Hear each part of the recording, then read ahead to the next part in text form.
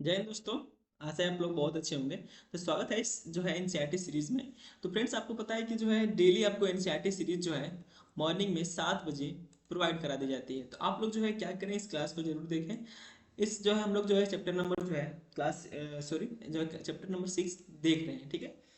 इस चैप्टर में क्या दिया हुआ है, तो इसमें दिया हुआ है कि जो जो अंग्रेज थे, ठीक है, जो ईस्ट इंडिया कंपनी थे, आखिर वो जो है भारत पर कैसे दबाव बना रहे थे कि जो है इस पर क्या किया जाए, तो हमारे भारत देश पर अत्यधिक समय तक जो है शासन कर सकें, ठीक है। तो जो है किसी भी देश पर आप अत्यधिक अत्यधिक दिन तक जो है शासन कैसे कर सकते हैं, तो किसी भी चीज को क्या करेंगे, तो आप जो उसकी जनता को वो जो है समझ कर, यानी उनके जो है मानसिक प्रभाव बिना किए आप उन पर ज्यादा दिन तक शासन नहीं कर सकते हैं, ठीक है ना। तो ये लोग क्या चाहते थे, तो भारतीयों को जो है अपने अनुसार ढालना चाहते थे, ठीक है ना, यानी अपने अनुसार क्या करना चाहते थे, तो ढालना चाहते थे। लेकिन इसी में क्या है कि कुछ लोग जो थे ना, जिसे हम प्राच्यवादी भी कहते हैं, ये लोग क्या चाहे, मतलब ये भी ब्रिटेन के ही लोग हैं, ठीक है ना।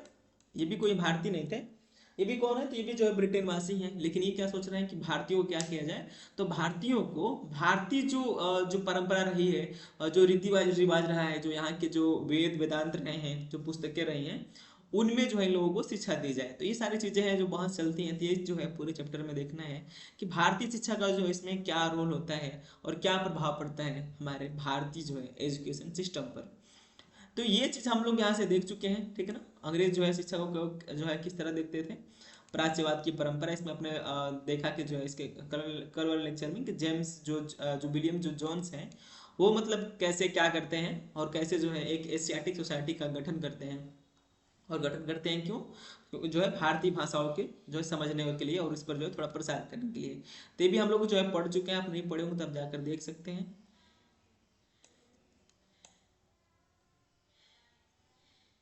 यहाँ तक जो हम लोग का कंप्लीट हो चुका था, ठीक है ना। हम लोग क्या देखेंगे, पूरब की जघन्य गलतियां। 19वीं सदी की शुरुआत से ही बहुत सारे अंग्रेज अफसर शिक्षा के प्राच्यवादी दृष्टिकोण की आलोचना करने लगे थे। 90 से जो है 19वीं शताब्दी मतलब जो 1800 उसको क्या कहेंगे, 1800 के बाद को 1800 मतलब कंप्लीट हो चुका है। 1801 हो गया, 1802 हो गया, 1801 से 1900 से पहले को क्या कहेंगे हम लोग, 19वीं शताब्दी कहते हैं। आपको पता है प्राच्यवादी किसे कहेंगे, तो प्राच्यवादी जो है ऐसा व्यक्ति जो क्या हो, तो एशिया की भाषा का जो है गहन ज्ञान रखता हो, एशिया की संस्कृति को जो है बहुत ज्ञान रखने वाला हो, यानी इस पर क्या हो, उसका अच्छी खासी जो है तैयारी हो, ज्ञान हो, किस कहाँ पर, तो एशिया वाली चीजों का, जो है एशिया वाले क्षेत्र का, ठीक है ना। उसी को ही जो है प्राच्यवादी कहते हैं, और जो इस विचारधारा में शामिल है उसे प्राच्यवादी विचारधारा कहते हैं। तो क्या हुआ कि जो जेम्स है, जिसे आपने देखा कल, जो है कि जो है जज के पद पर नियुक्त थे सुप्रीम कोर्ट में, और ये चाहते थे क्या, तो भारत को क्या किया जाए, तो भारत को जो है भारतीयों के हिसाब से ही उनको शिक्षा किया जाए, उनको शिक्षित किया जाए, सभ्य बनाया जाए। तो फिर इसी के लिए यहाँ पर जो है स्थापना भी होती है 1791 में बनारस में जो है हिंदू कॉलेज की, ठीक है ना। फिर मदरसा भी जो है कलकत्ता में मदरसा भी खोला जाता है। लेकिन क्या है कि कुछ जो है, मान लीजिए ये अंग्रेज तो चलो ठीक है, कुछ लोग ठीक है, लेकिन कुछ लोग क्या कर रहे थे, इसका विरोध कर रहे थे, आलोचना कर रहे थे। उनका क्या कहना था कि पूर्वी समाजों का ज्ञान त्रुटियों से भरा है और अवैज्ञानिक है। यानी कुछ लोग जो अफसर लोग हैं वो मानते थे कि जो पूर्वी, ठीक है ना, आप देखिए, ये मान लीजिए हम लोगों का जो है पूरा पूरा विश्व है, ये यहाँ पर यूरोप है, ठीक है ना, और ये यहाँ पर क्या है, तो भारत है, ठीक है। ये क्या है, उत्तर है, ये क्या है, दक्षिण है, और ये क्या है, तो पश्चिम है, और ये पूर्व साइड है। यानी ये जो उत्तर जो सॉरी जो यहाँ पर जो पश्चिम के जो लोग हैं, ये क्या मान रहे हैं कुछ लोग, कि जो यहाँ की जो संस्कृति है, जो ज्ञान है, वो जो है बहुत त्रुटिपूर्ण है और एक तरह से घटिया है, और जो है क्या हो, तो अवैज्ञानिक है, ठीक है ना, ये सही नहीं है।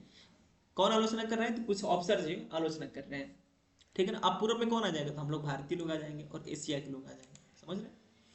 उनके मुताबिक पूर्वी साहित्य अगंभीर और जो है सतही था। इसलिए उन्होंने दलील दी कि अंग्रेजों को अरबी और संस्कृत भाषा व साहित्य के अध्ययन को बढ़ावा देने पर इतना खर्चा नहीं करना चाहिए। अब यहाँ पर कुछ लोग बहस क्या कर रहे हैं कि आप जो है क्या करिए, देखिए कुछ लोग क्या चाह रहे हैं कि भारत को जो सभ्य बनाना है, जो एम है, जो ब्रिटेन का जो अपना बताता है, तो उसको जो सभ्य बनाना है वो क्या करे, तो जो है भारत को क्या करे, तो भारतीयों के सॉरी, जो भारतीयों को क्या करे, तो जो भारतीय जो भाषा है, जो भारतीय जो सिस्टम पद्धति जो इन लोगों का जो है प्राचीन समय से चलता आ रहा है, उन्हीं में जो है इनको एजुकेशन दिया जाए। लेकिन कुछ अंग्रेज लोग क्या चाह रहे हैं कि मतलब कुछ अंग्रेजों का मानना है कि जो भारतीय जो एजुकेशन सिस्टम है वो क्या है, तो बहुत जो है डाउन है और मतलब निम्न स्तर की है, ठीक है। उनको जो है इन चीज के लिए खर्चा नहीं करना चाहिए, यानी जो भारत की जो संस्कृत भाषा है वो बहुत जो है डल है, बुरी है, उस पर खर्चा करने का कोई अर्थ नहीं बनता है। ये कौन कर रहा है, तो उन्हीं जो है अंग्रेजों में से कुछ अंग्रेज कर रहे हैं, जो ऑफिसर है, ठीक है। प्राच्यवादियों पर हमला करने वालों में जेम्स मिल प्रमुख थे, ठीक है। उनका विश्वास था कि अंग्रेजों को देसी जनता को खुश करने और उसका दिल जीतने के लिए जनता की इच्छा के हिसाब से या उनकी भावनाओं को ध्यान में रखते हुए शिक्षा नहीं देना चाहिए। यानी जो जेम्स मिल हैं वो क्या सोच रहे हैं, तो यहाँ पर आप देख सकते हैं कि वो लोग जो है और भारतीय जनता के हिसाब से ये लोग क्या कर रहे हैं, शिक्षा नहीं देना चाहते हैं।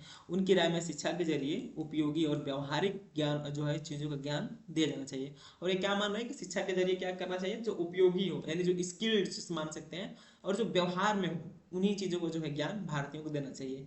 इसलिए भारतीयों को पूर्वी समाजों के काव्य और धार्मिक साहित्य के बजाय ये पढ़ाया जाना चाहिए कि पश्चिम ने किस तरह जो है किस तरह की वैज्ञानिक और तकनीकी सफलताएं हासिल कर ली है। अब देखिए कुछ लोग अब ये भी मान रहे हैं जैसे मतलब शिक्षा में क्या हुआ कि बहुत सारा जो एक तरह से बहस चलता रहा। तो जो कुछ लोग मान रहे हैं कि क्या हो, तो भारत में जो है भारतीयों के हिसाब से शिक्षा दी जाए।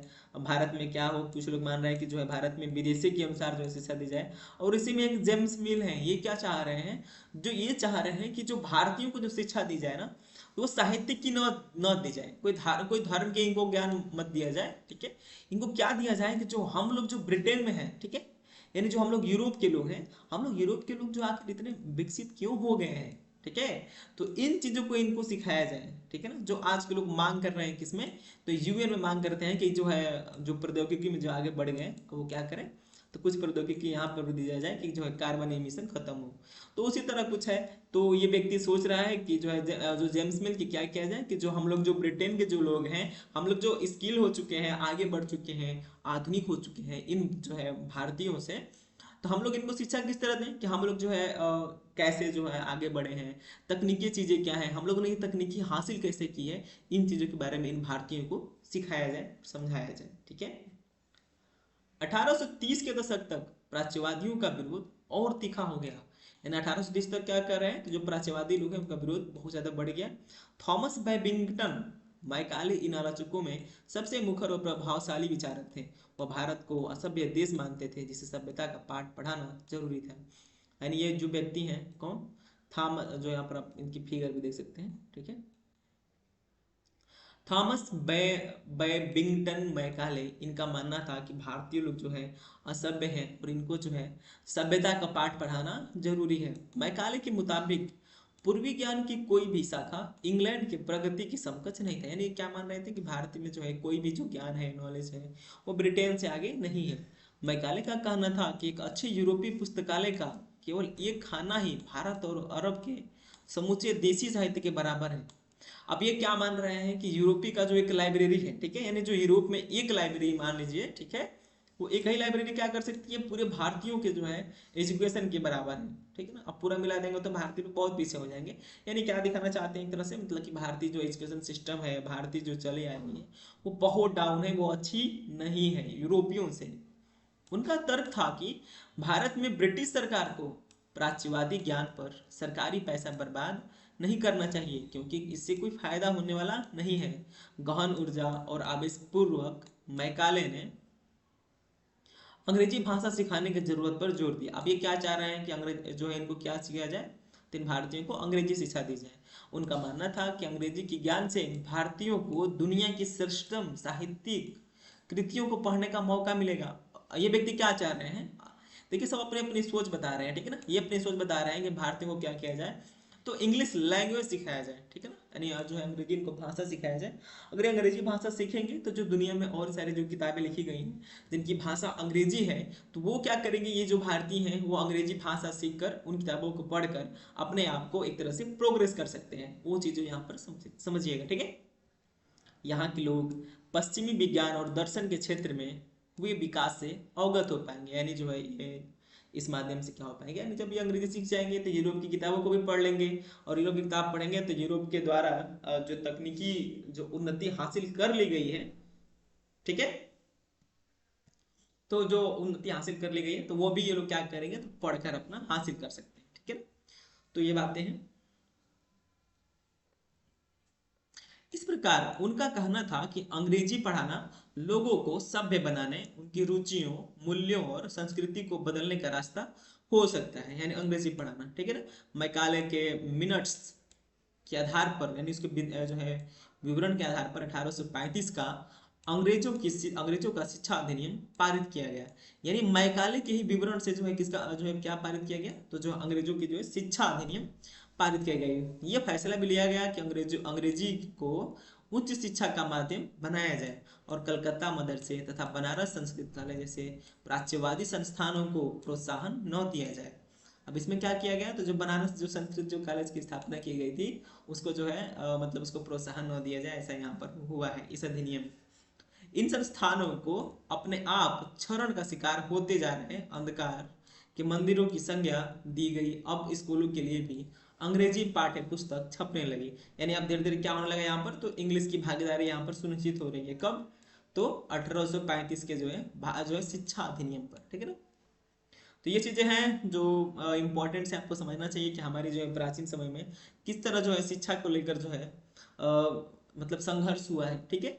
तो यहाँ तक हम लोग जो है कंप्लीट कर लिए हैं। नेक्स्ट जो आपको जो क्लास मिलेगा वो व्यवसाय के लिए शिक्षा, व्यवसाय के लिए, ठीक है, यानी जॉब के लिए आप जो है शिक्षा पर क्या जोर दिया गया इसको हम लोग देखेंगे, ठीक है ना। तो आज के लिए बस इतना ही। नेक्स्ट क्लास नेक्स्ट डे लिया जाएगा, नेक्स्ट वीडियो मिलेगा। Thank you, bye bye.